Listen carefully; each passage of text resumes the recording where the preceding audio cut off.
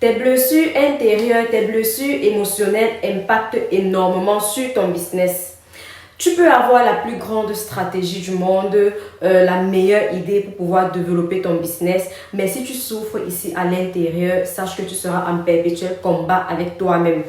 Certaines personnes qui ont souffert par exemple du rejet, elles auront des difficultés à vendre. La vente, c'est d'abord le rejet. Tu dois t'attendre à ce que le client que tu vas aborder ne va pas forcément accepter ton idée ou n'aura même pas envie de t'écouter.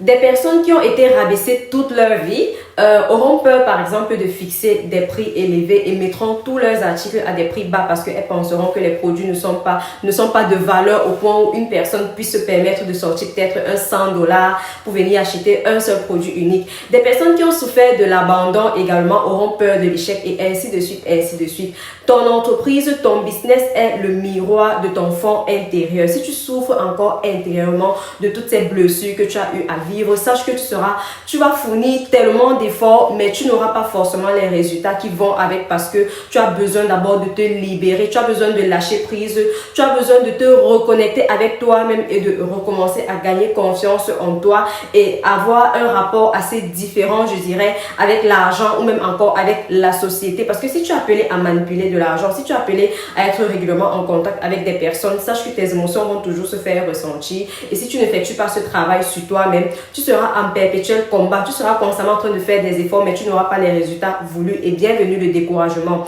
Si cette vidéo te parle et que tu penses que tu es en train de vivre des blessures intérieures, n'hésite pas à effectuer un travail vraiment très approfondi sur toi. Tu peux contacter des personnes professionnelles qui vont bien évidemment t'aider, t'accompagner afin que tu puisses te libérer entièrement et briller dans ton entreprise, briller dans ton business parce que tu es doué, tu as toutes les compétences, toutes les capacités qu'il faut pour pouvoir réussir, pour pouvoir exceller, mais le déclic doit d'abord venir de toi-même. Si la vidéo t'a plu, n'hésite pas à partager et n'hésite pas également à taguer une personne dont tu penses qu'elle souffre de ce genre de problématique.